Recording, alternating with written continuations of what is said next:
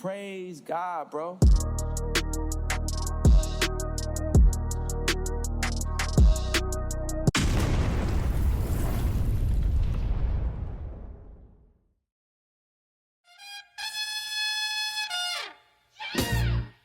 Hey, don't let these tears fool you. There's all dog around this mug.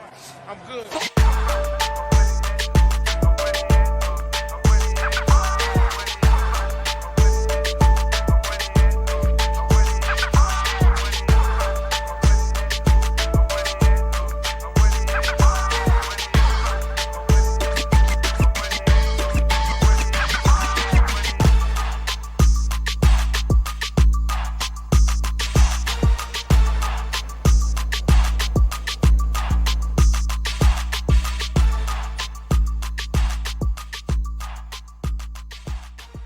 Hey, what's going on, Who Dat Nation? It is yours truly, TJ Jones. And yes, I am the host of the State of the Saints podcast. Thank you so much for checking out the State of the Saints podcast, where we talk New Orleans Saints. And on this edition, we're going to be talking about General Manager Mickey Loomis and his controversial press conference. And we're also going to be talking about some offensive coordinators that the New Orleans Saints are set to interview and who we feel should be the Saints offensive coordinator. But thank you so much for tuning in. Really do appreciate it. No matter where you are, wherever you may be, take the time to subscribe to the channel if you have not already. Hit that like button if you enjoy the State of the Saints podcast and all of its content. But let's go ahead and get into it. Let's talk about Mick. Let's talk about Mickey's Comedy Hour, because Mickey Loomis, the general manager of the New Orleans Saints, decided to give us 1 hour of extreme comedy. And I'm saying that because there's nowhere in the world General Manager Mickey Loomis believed half of the stuff that was coming out of his mouth. And he left many members of the Who Dat Nation scratching their head, really confused and really concerned, not only about him, but the future of this organization. But the first thing that stood out in this interview was the fact that Mickey Loomis was chewing gum. He looked like a cow out in the pasture just chewing away on the grass. I mean, I don't understand that, man. First off, that's mad disrespectful. Let's just call it for what it is. That's mad disrespectful for him to come in there chewing gum. To me, people were saying that, oh, Mickey Loomis was dealing with a sore throat. Something was going on with him. Look, I've been in broadcasting for a very long time. You know, my voice is my money. You know what I'm saying? Like, so I try to take care of it. But there are times where I do have a sore throat. But you won't catch me on the air chewing gum. You won't catch me on the State of the Saints podcast chewing gum. There have been times where I've been doing live streams and I had to cough, and I'll probably just mute the mic and get myself off the camera. But I don't buy that he was dealing with a sore throat, because if you were dealing with a sore throat, why in the world would you want to talk for over an hour? I'm just saying that seemed like an excuse to me. And if it was mad disrespectful to the media out there, those individuals are just trying to do their job, man. So you can at least give them the respect. And I get it. Mickey Loomis felt like he has been on the attack all season long by the media, you know, calling him out. How dare them do their job, you know, asking them questions about the state of the team. How dare they ask him about Dennis Allen, a guy, a head coach who hasn't performed at a high level. How dare they? But anyway, Mickey Loomis chewing gum at the podium was really animated in this press conference, more animated than Mickey Loomis has ever been. And I think that probably had a lot to do with the fact that he finally feels that all of the spotlight is on him, right? He is finally getting his David Ruffin moment, right? Everybody wants to hear about what Mickey Loomis has to say about the state of the Saints. No pun intended. And he walked to the podium with the energy of a 12-year-old kid. And he was willing to answer all the questions that the media had for him. Well, not really. He decided to deflect most of the questions, especially the questions that we really were concerned about, especially, the Saints being one of the oldest teams in the league. I felt like that was a valid question. Of course, he deflected that and, looked at Demario Davis, the 35-year-old linebacker who is a second-team All-Pro. Congratulations to Demario Davis.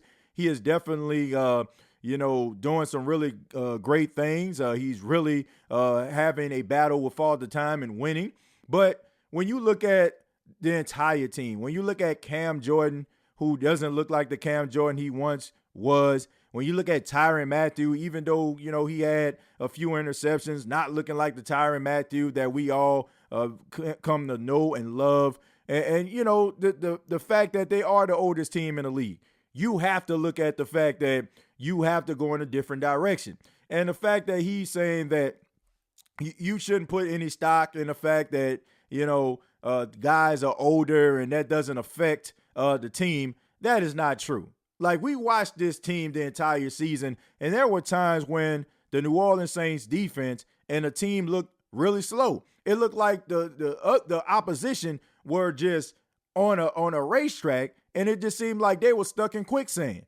So you have to get younger. I mean, you see the success with some of these teams out here. You look at the Los Angeles Rams, right, with Nakua, Robinson, like all these different talented offensive players that they have. You think about the Green Bay Packers, Romeo Doubs, Christian Watson, Jaden Reed. I mean, you think about all of these talented players that they have, and these guys are under the age of 25 years old. And the Green Bay Packers are out there just dominating, right? So you got to take into account that, this is a young man's league. And Mickey Loomis wasn't trying to hit it. And I just feel like that was just alarming to me as a Saints fan and as an onlooker. And, of course, he was ready for the smoke when it came to his favorite person in the entire world, Dennis Allen. I mean, he was ready for that question. He was so ready that he pulled a piece of paper out of his back pocket. And he read off four,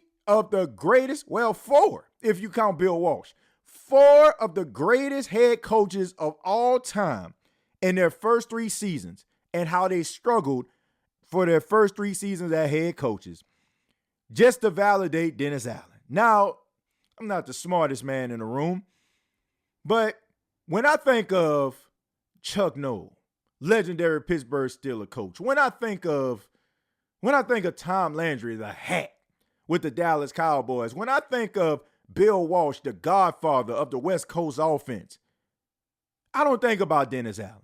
I don't think about Dennis Allen because Dennis Allen does not only does he don't need to be in the same conversation, this guy shouldn't even be in the same state, the same country, the same universe as those individuals.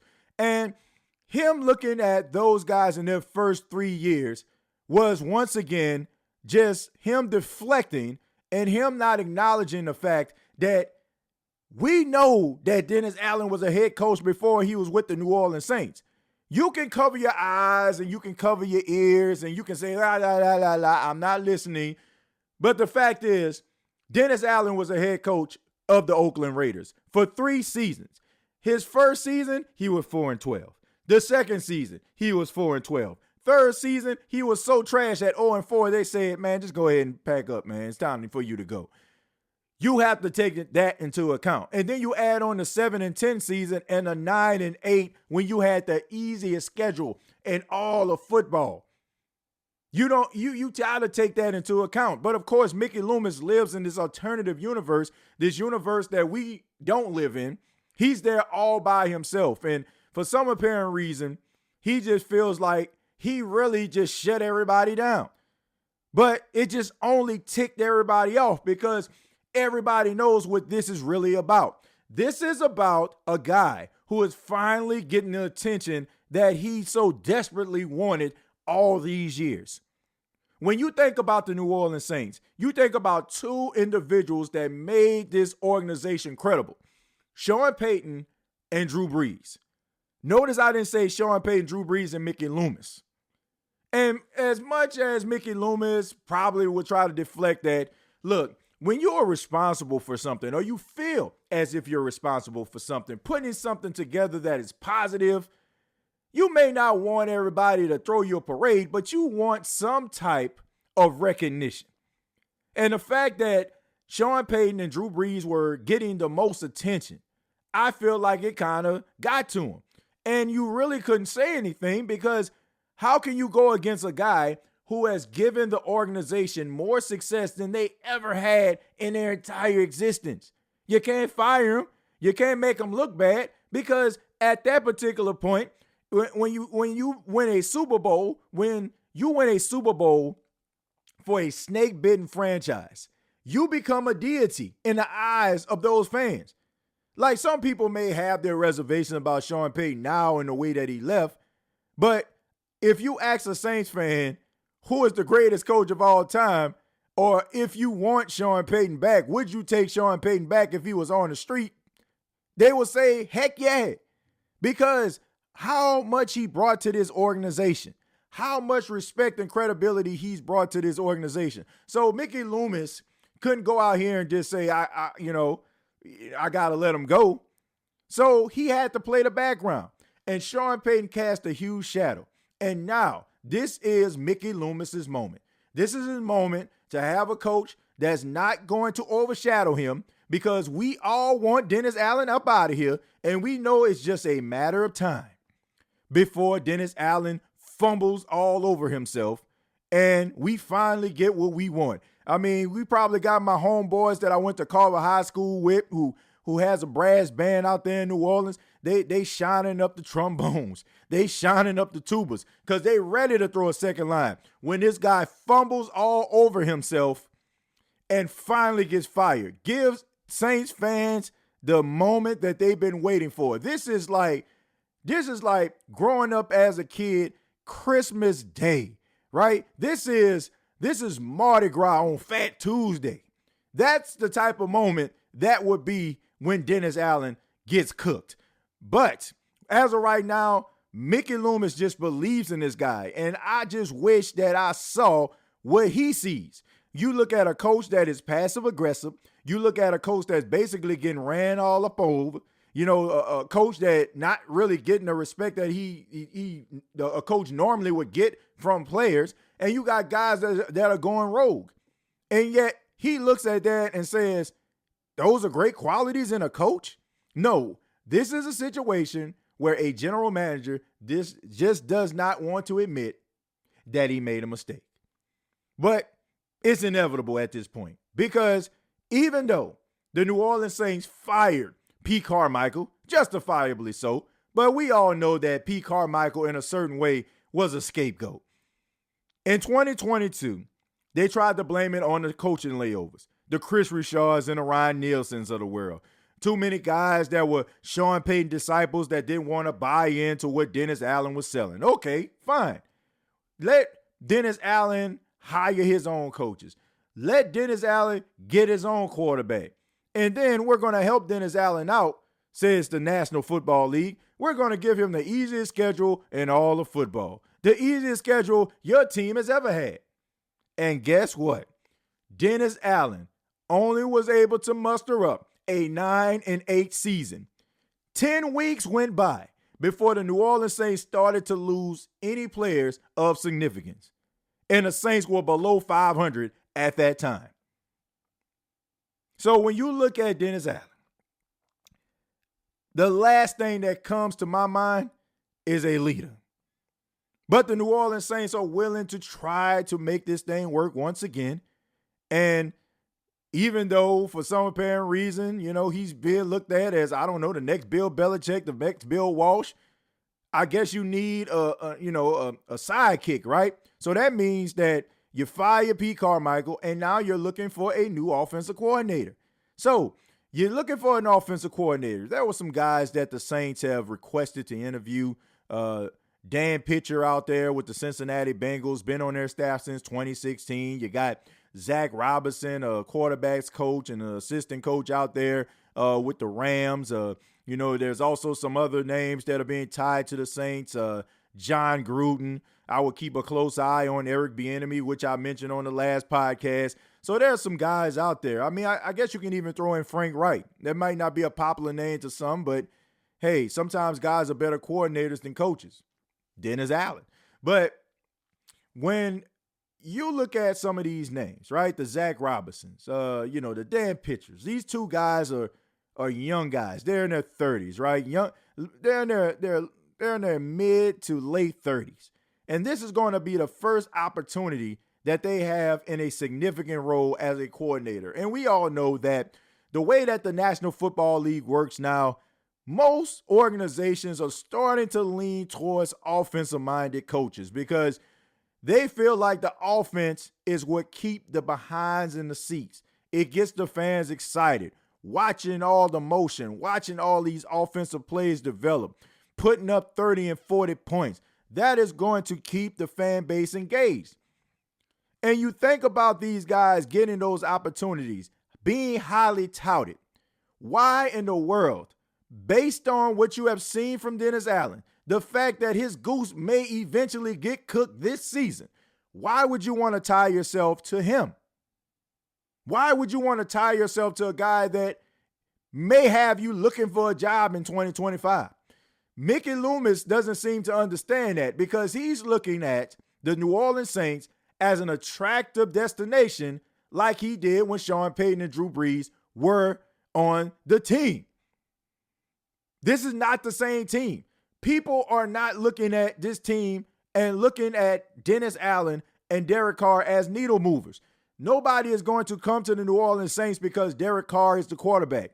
And nobody's definitely coming to the New Orleans Saints if Dennis Allen is their coach or Dennis Allen is associated with it because they understand that they are tying themselves to that.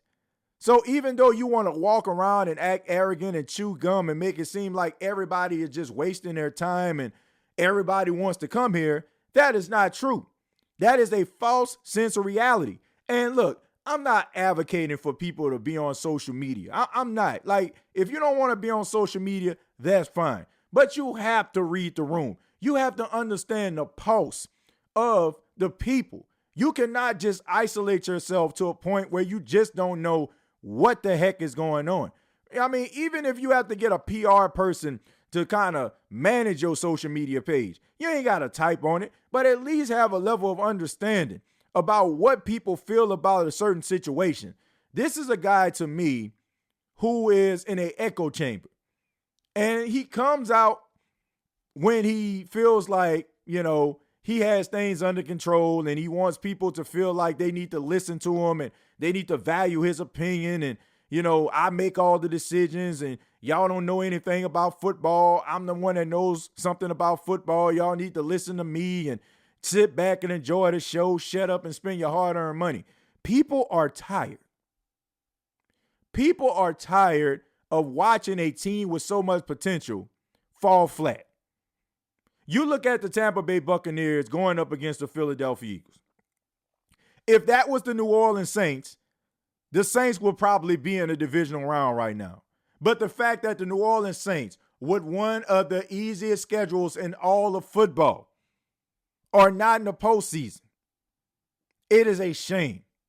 And for Mickey Loomis to try to gaslight people, to try to make people feel like they're wrong for their feelings, to make fans feel that they're not well within their right to want production, it's sad and it's tragic.